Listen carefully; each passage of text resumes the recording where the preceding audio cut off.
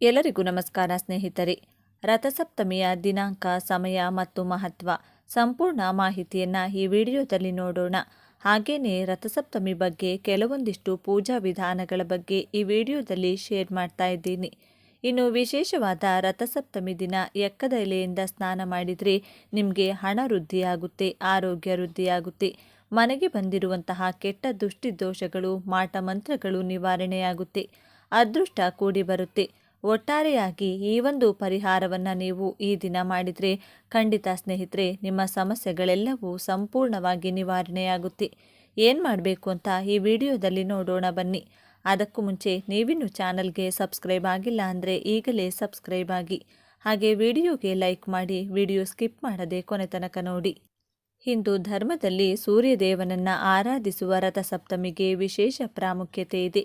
ಈ ದಿನ ಸೂರ್ಯನನ್ನು ಪೂಜಿಸುವುದರಿಂದ ವಿಶೇಷ ಫಲಗಳು ದೊರೆಯುತ್ತವೆ ಎಂಬ ನಂಬಿಕೆ ಇದೆ. ಪ್ರತಿ ವರ್ಷ ಮಾಘ ಮಾಸದ ಶುಕ್ಲ ಪಕ್ಷದಲ್ಲಿ ಬರುವ ರಥಸಪ್ತಮಿ ದಿನದಂದು ಸೂರ್ಯದೇವನಿಗೆ ಪ್ರತ್ಯೇಕ ಪೂಜೆಯನ್ನು ಮಾಡಲಾಗುತ್ತೆ. ಈ ದಿನ ದಾನ ಧರ್ಮಗಳನ್ನು ಮಾಡಿದರೆ ಮನಸ್ಸಿನ ಎಲ್ಲ ಆಸೆಗಳು ಈಡೇರಲಿವೆ ಎಂಬ ನಂಬಿಕೆ ಈಗಲೂ ಇದೆ. ಸಪ್ತಮಿ ತಿಥಿ ಅಥವಾ ಮಾಘ ಸಪ್ತಮಿ ಅಥವಾ ಅಚಲ ಸಪ್ತಮಿ ಎಂದು ಕರೆಯಲ್ಪಡುವ ರಥಸಪ್ತಮಿಯು ಮಾಘ ಮಾಸದಲ್ಲಿ ಬರುತ್ತದೆ ಮತ್ತು ಇದು ಭಗವಾನ್ ಸೂರ್ಯನಿಗೆ ಅರ್ಪಿತವಾದ ದಿನವಾಗಿದೆ. ಈ ದಿನ ಭಗವಾನ್ ವಿಷ್ಣುವನ್ನು ಸೂರ್ಯದೇವನ ರೂಪದಲ್ಲಿ ಪೂಜಿಸಲಾಗುತ್ತದೆ. ಇದನ್ನು ಸೂರ್ಯನಾರಾಯಣ ಎಂದು ಕರೆಯಲಾಗುವುದು. ರಥ ಮತ್ತು ಸಪ್ತಮಿ ಎಂದರೆ 7ನೇ ದಿನ ಮತ್ತು ಶುಕ್ಲ ಪಕ್ಷದ 7ನೇ ದಿನದಂದು ಬರುವುದನ್ನು ರಥಸಪ್ತಮಿ ಎಂದು ಹೆಸರಿಸಲಾಗಿದೆ.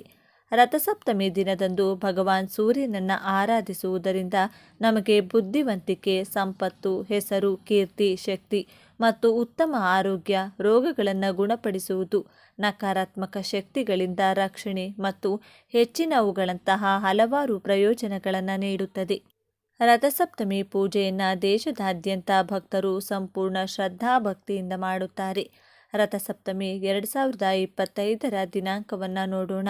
ಅಂದರೆ ಈ ವರ್ಷ ರಥಸಪ್ತಮಿ ಯಾವ ದಿನಾಂಕದಂದು ಬಂದಿದೆ ಎಂಬುದರ ಬಗ್ಗೆ, ಹಾಗೆಯೇ ಯಾವ ಮುಹೂರ್ತದಲ್ಲಿ ನಾವು ಸ್ನಾನವನ್ನು ಮಾಡಬೇಕು, ವಿಶೇಷ ಮುಹೂರ್ತ ಯಾವುದು ಎಂಬುದನ್ನು ನೋಡೋಣ. ರಥಸಪ್ತಮಿ 2025ರ ದಿನಾಂಕ ಫೆಬ್ರವರಿ 4, 2025.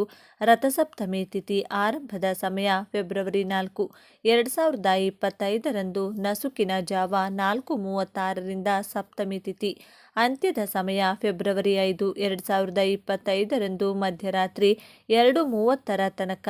ರಥಸಪ್ತಮಿ ಸ್ನಾನದ ವಿಶೇಷ ಮುಹೂರ್ತ. ಪಂಚಾಂಗದ ಪ್ರಕಾರ ರಥಸಪ್ತಮಿಯ ದಿನದಂದು ಸ್ನಾನಕ್ಕೆ ಶುಭ ಮುಹೂರ್ತವು ಮುಂಜಾನೆ 5:23ರಿಂದ 7:08ರವರೆಗೆ ಇರುತ್ತದೆ. ಈ ಸಮಯದಲ್ಲಿ ಪಂಚಾಂಗದ ಪ್ರಕಾರ ರಥಸಪ್ತಮಿಯ ದಿನದಂದು ಸ್ನಾನಕ್ಕೆ ಶುಭ ಮುಹೂರ್ತವು ಮುಂಜಾನೆ 5:23ರಿಂದ 7:08ರವರೆಗೆ ಇರುತ್ತದೆ. ಈ ಸಮಯದಲ್ಲಿ ಸ್ನಾನ ಮಾಡಿ ಸೂರ್ಯದೇವರಿಗೆ ಪ್ರಾರ್ಥನೆ ಮತ್ತು ಪೂಜೆ ಸಲ್ಲಿಸಬೇಕು. ಸೂರ್ಯದೇವನು 7 ಕುದುರೆಗಳ ರಥವನ್ನು ದಕ್ಷಿಣಾಯಣವನ್ನು ಮುಗಿಸಿದ ನಂತರ ಪೂರ್ವಕ್ಕೆ ಪ್ರಯಾಣಿಸುತ್ತಾನೆ. ರಥಸಪ್ತಮಿ ಎಂದರೆ ಸೂರ್ಯ ಜನಿಸಿದ ದಿನವಲ್ಲ. ಇಂದಿನಿಂದ ಸೂರ್ಯನ ರಥಯಾತ್ರೆ ಆರಂಭವಾಗುತ್ತದೆ. ಮಾಘ ಸಪ್ತಮಿಯಿಂದ ಬರುವ 6 ತಿಂಗಳನ್ನು ಉತ್ತರಾಯಣ ಪುಣ್ಯಕಾಲವೆಂದು ಪರಿಗಣಿಸಲಾಗಿದೆ. ಸೂರ್ಯನ 7 ಕುದುರೆಗಳು 7 ವಾರಗಳನ್ನು ಸೂಚಿಸುತ್ತದೆ. ಈ ಸಮಯದಲ್ಲಿ ಮೇಷದಿಂದ ಮೀನದವರೆಗೆ 12 ರಾಶಿಗಳಲ್ಲಿ ಪ್ರಯಾಣಿಸುತ್ತಾನೆ. ಸೂರ್ಯ ರಥ 12 ಚಿಹ್ನೆಗಳನ್ನು ಪೂರ್ಣಗೊಳಿಸಲು 1 ವರ್ಷವನ್ನು ತೆಗೆದುಕೊಳ್ಳುತ್ತದೆ. ಸೂರ್ಯನನ್ನು ಪೂಜಿಸಿದರೆ ಹಣಕಾಸು, ಆರೋಗ್ಯ ಸಮಸ್ಯೆಗಳು ದೂರವಾಗುವುದು, ಜೀವನದಲ್ಲಿ ಸುಖ, ಶಾಂತಿ, ನೆಮ್ಮದಿ ದೊರೆಯುತ್ತದೆ. ಸೂರ್ಯದೇವನನ್ನು ಆರಾಧಿಸುವವರಿಗೆ ಅವನ ಅನುಗ್ರಹ ಸದಾ ಇರುತ್ತದೆ. ಈ ದಿನ ಮಾಡುವ ದಾನ ಧರ್ಮಕ್ಕೂ ವಿಶೇಷ ಪ್ರಾಮುಖ್ಯತೆಯನ್ನು ಹೊಂದಿದೆ. ಈ ದಿನ ಸ್ನಾನ ಮಾಡುವುದು ವಿಶಿಷ್ಟ ಮಹತ್ವವನ್ನು ಹೊಂದಿದೆ. ಹೀಗಾಗಿ ಜನರು ಬೆಳಿಗ್ಗೆ ಬೇಗ ಎದ್ದು ಪವಿತ್ರ ಸ್ನಾನ ಮಾಡುತ್ತಾರೆ. ಈ ದಿನ ಸೂರ್ಯೋದಯದ ಸಮಯದಲ್ಲಿ ಮಾಡುವ ಸ್ನಾನವನ್ನು ಮಂಗಳಕರವೆಂದು ಪರಿಗಣಿಸಲಾಗುತ್ತದೆ. ವ್ಯಕ್ತಿಯನ್ನು ಉತ್ತಮ ಆರೋಗ್ಯ ಮತ್ತು ಜೀವನವನ್ನು ಆಶೀರ್ವದಿಸುವಾಗ ಇದು ಎಲ್ಲ ಕಾಯಿಲೆಗಳು ಮತ್ತು ನಕಾರಾತ್ಮಕತೆಯನ್ನು ತೆಗೆದುಹಾಕುತ್ತದೆ ಎಂದು ಹೇಳಲಾಗಿದೆ.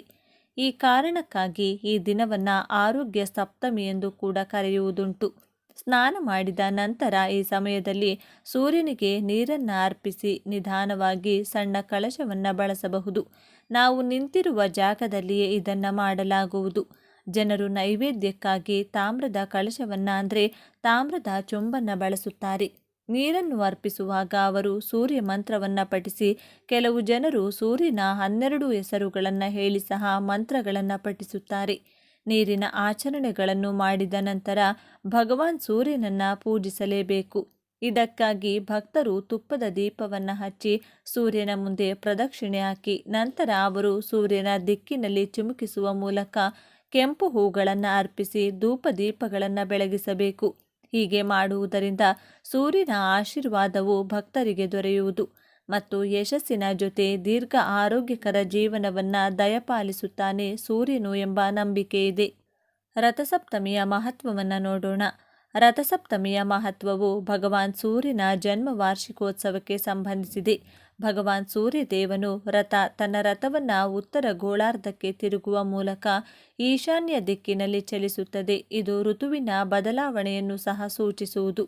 ಪುರಾಣಗಳಲ್ಲಿಯೂ ಸಹ ಸೂರ್ಯದೇವನನ್ನ 7 ಸಮರ್ಥ ಕುದುರೆಗಳು ಎಳೆಯುವ ರಥವನ್ನು ಸವಾರಿ ಮಾಡುವುದನ್ನು ತೋರಿಸಲಾಗಿದೆ. ಅರುಣ ಅದರ ಸಾರಥಿಯಾಗಿದ್ದಾನೆ. ಸುಗ್ಗಿಯ ಆರಂಭದ ನೆನಪಿಗಾಗಿ ಈ ಹಬ್ಬವನ್ನು ಮಂಗಳಕರವಾಗಿದೆ ಎಂದು ಹಲವು ಬೆಳೆಗಳನ್ನು ಕೊಯ್ಲು ಮಾಡಲು ಸೂರ್ಯನನ್ನು ಪೂಜಿಸುತ್ತಾರೆ. ಭಗವಾನ್ ಸೂರ್ಯದೇವರು 7 ಕುದುರೆಗಳ ರಥದ ಮೇಲೆ ಅದ್ಭುತವಾಗಿ ಕುಳಿತುಕೊಳ್ಳುತ್ತಾನೆ. ಇದು ಆಳವಾದ ಅರ್ಥವನ್ನು ಹೊಂದಿದೆ. 7 ಕುದುರೆಗಳು ಮಳೆಬಿಲ್ಲಿನ 7 ಬಣ್ಣಗಳನ್ನು ಸೂಚಿಸುತ್ತವೆ. ವಾರದ 7 ದಿನಗಳು ಮತ್ತು ಸೂರ್ಯನ 7 ಕಿರಣಗಳು ದೇಹದ ಮುಖ್ಯ ಚಕ್ರಗಳಿಗೆ ಸಂಪರ್ಕ ಹೊಂದಿವೆ. ರಥದ 7 ಕುದುರೆಗಳು ಮನಸ್ಸನ್ನು ಸಂಕೇತಿಸುತ್ತವೆ. ಅದನ್ನು ನಾವೇ ನಿಯಂತ್ರಿಸಬೇಕು ಎಂಬುದು ಇದರ ಅರ್ಥವಾಗಿದೆ. ರಥಸಪ್ತಮಿಯ ದಿನ ಎಕ್ಕದ ಎಲೆಗೆ ಕೂಡ ತುಂಬ ಪ್ರಾಮುಖ್ಯತೆ ಇದೆ. ರಥಸಪ್ತಮಿ ದಿನ ತಲೆ, ಭುಜ ಮತ್ತು ಕತ್ತು, ಪಾದ ಸೇರಿದಂತೆ ದೇಹದ ವಿವಿಧ ಭಾಗಗಳಲ್ಲಿ ಎಕ್ಕದ ಎಲೆ ಇಟ್ಟು ಸ್ನಾನ ಮಾಡಿ ಸೂರ್ಯನ 108 ಹೆಸರುಗಳನ್ನು ಉಚ್ಚರಿಸಿ ನಮಸ್ಕಾರಗಳನ್ನು ಮಾಡುವ ಪದ್ಧತಿ ಇದೆ. ಒಂದು ವೇಳೆ 108 ನಾಮಗಳನ್ನು ಪಠಿಸಲು ಸಾಧ್ಯವಾಗದಿದ್ದರೆ ಸೂರ್ಯನ 12 ನಾಮಗಳನ್ನು ಜಪಿಸಿ ನಮಸ್ಕಾರ ಮಾಡಬಹುದು. ಸ್ನಾನದ ಸಮಯದಲ್ಲಿ ಏನು ಮಾಡಬೇಕು ಅಂತಂದರೆ 7 ಎಕ್ಕದ ಎಲೆಗಳನ್ನು ತೆಗೆದುಕೊಳ್ಳಬೇಕು. ಅದರಲ್ಲಿ ಒಂದು ತಲೆಯ ನೆತ್ತಿಯ ಮೇಲೆ ಇನ್ನೊಂದು ಇಟ್ಕೋಬೇಕು. 2 ಭುಜಗಳ ಮೇಲೆ 2 ಎಲೆಗಳನ್ನು ಇಟ್ಕೋಬೇಕು. ಹಾಗೇನೆ ಅದರ ನಂತರ ಇನ್ನು 2 ಪಾದಗಳ ಮೇಲೆ ಇಟ್ಕೋಬೇಕಾಗುತ್ತೆ. ಮತ್ತೊಂದು ಹೃದಯದ ಭಾಗದಲ್ಲಿ, ಮತ್ತೊಂದು ನಾಭಿ ಅಂದರೆ ನಿಮಗೆಲ್ಲರಿಗೂ ಗೊತ್ತಿರುವಂಥದ್ದೇ ಒಕ್ಕಳಿನ ಮೇಲೆ ಒಂದು ಇಟ್ಕೋಬೇಕು. ಈ ರೀತಿಯಾಗಿ ಒಟ್ಟು 7 ಎಕ್ಕದ ಎಲೆಗಳನ್ನು ಇಟ್ಕೊಂಡು ಸ್ನಾನ ಮಾಡುವುದು ಸಂಪ್ರದಾಯವಿದೆ. ಹೀಗೆ ಶರೀರದ ಮೇಲೆ ಎಕ್ಕದ ಎಲೆಗಳನ್ನು ಇರಿಸಿ ಸ್ನಾನವನ್ನು ಮಾಡುವುದರಿಂದ 7 ಲೋಕಗಳಲ್ಲೂ ಕೂಡ ನಾವು ಮಾಡಿರುವಂಥ ಪಾಪಶೇಷಗಳು ಹೋಗಿ ಶುಭ ಉಂಟಾಗುವುದು. ಅಲ್ಲದೆ ಇಂದಿನ ಜನ್ಮದಲ್ಲಿ ನಾವು ಏನೇ ಒಂದು ತಪ್ಪುಗಳನ್ನು ಮಾಡಿದ್ರೂ ಪಾಪಗಳು, ಸಪ್ತವ್ಯಾಧಿಗಳು, ಮಾತು, ಮನಸ್ಥಿತಿ ಏನಾದರೂ ಒಂದು ನಾವು ತಪ್ಪುಗಳನ್ನು ಮಾಡಿದ್ದೇ ಆದಲ್ಲಿ ನಾಶ ಆಗಿ ಮುಕ್ತಿ ಲಭಿಸುತ್ತದೆ ಅನ್ನೋ ಒಂದು ನಂಬಿಕೆ ಇದೆ. ಈ ದಿನ ವಿಶೇಷವಾಗಿ ಸೂರ್ಯ ಮಂತ್ರ ಅಥವಾ ಗಾಯತ್ರಿ ಮಂತ್ರವನ್ನು ಪಠಿಸುವುದು ಅತ್ಯಂತ ಮಂಗಳಕರವೆಂದು ಪರಿಗಣಿಸಲಾಗಿದೆ. ಈ ಆಚರಣೆ ಮಾಡುವುದರಿಂದ ನಮ್ಮಲ್ಲಿ 7 ಜನ್ಮದಲ್ಲೂ ಕೂಡ ಪಾಪಗಳು ನಾಶವಾಗುತ್ತವೆ ಅನ್ನೋ ಒಂದು ನಂಬಿಕೆ ಕೂಡ ಇದೆ. ಈ ರೀತಿಯಾಗಿ ಆಚರಣೆ ಮಾಡುವುದರಿಂದ 7 ಜನ್ಮದ ಪಾಪಗಳು ನಾಶವಾಗುವುದಲ್ಲದೇನೆ ನಮ್ಮಲ್ಲಿ ಇರುವಂತಹ ಚರ್ಮ ರೋಗವಾಗಿರಬಹುದು ಅಥವಾ ಅನೇಕ ರೋಗಗಳನ್ನು ನಿವಾರಿಸುವ ಸಾಮರ್ಥ್ಯ ಕೂಡ ಇದೆ. ಮಾಘ ಮಾಸದಲ್ಲಿ ಅದರಲ್ಲೂ ಒಂದು ವಿಶೇಷವಾಗಿ ರಥಸಪ್ತಮಿಯಂದು ಸೂರ್ಯೋದಯದ ಸಮಯದಲ್ಲಿ ಒಂದು ನದಿಯಾಗಿರಬಹುದು ಅಥವಾ ಪುಣ್ಯಕ್ಷೇತ್ರಗಳಿಗೆ ಹೋಗಿ ಅಲ್ಲಿ ಸ್ನಾನ ಮಾಡಿ ಸೂರ್ಯನಿಗೆ ನಮಸ್ಕಾರ ಮಾಡಿದ್ದಲ್ಲಿ ನಮ್ಮ ಒಂದು ಪೂರ್ವಜನ್ಮದ ಪಾಪಗಳು ಮತ್ತು ಜನ್ಮ ಕರ್ಮಗಳು ಕೂಡ ಪರಿಹಾರವಾಗುತ್ತವೆ. ಸಾಮಾನ್ಯವಾಗಿ ಎಲ್ಲ ಒಂದು ದೇವಾಲಯಗಳಲ್ಲೂ ಕೂಡ ರಥಸಪ್ತಮಿಯ ದಿವಸ ವಿಶೇಷವಾಗಿ ಪೂಜೆ, ಹೋಮ ಹವನಾದಿಗಳನ್ನು ಕೂಡ ಮಾಡ್ತಾರೆ. ಹೊಸ ಮನೆಗಳಿಗೆ ಹೋಗುವಂಥವರು ಕೂಡ ಆವತ್ತಿನ ದಿವಸ ವಿಶೇಷವಾಗಿ ಹಾಲನ್ನು ಉಕ್ಕಿಸಿ ಹೊಸ ಮನೆಗೆ ಕೂಡ ಹೋಗ್ತಾ ಇರ್ತಾರೆ. ಹಾಗೇನೆ ಈ ರಥಸಪ್ತಮಿಯ ದಿವಸ ವಿಶೇಷ ಪ್ರಸಾದ ಅಂತ ಬಂದರೆ ಸೂರ್ಯನಿಗೆ ಪ್ರಿಯವಾದದ್ದು ಅಂದರೆ ರವೆ ಪಾಯಸ ಅಥವಾ ಗೋಧಿ ಪಾಯಸ ನೀವು ನೈವೇದ್ಯ ಮಾಡಿ ಪೂಜೆಯನ್ನು ಮಾಡಬಹುದು. ದೇವಸ್ಥಾನಗಳಲ್ಲೂ ಸಾಮಾನ್ಯವಾಗಿ ರವೆ ಪಾಯಸವನ್ನು ಒಂದು ಪ್ರಸಾದವಾಗಿ ಕೊಡ್ತಾ ಇರ್ತಾರೆ. ಈ ಮಾಹಿತಿ ಏನಾದರೂ ನಿಮಗೆ ಉಪಯುಕ್ತವಾದರೆ ಲೈಕ್ ಮಾಡಿ, ಹಾಗೆ ಎಲ್ಲರಿಗೂ ಶೇರ್ ಮಾಡಿ. ಮತ್ತಷ್ಟು ವಿಡಿಯೋಗಳಿಗೆ ನಮ್ಮ ಚಾನಲನ್ನು ಸಬ್ಸ್ಕ್ರೈಬ್ ಮಾಡಿಕೊಳ್ಳಿ.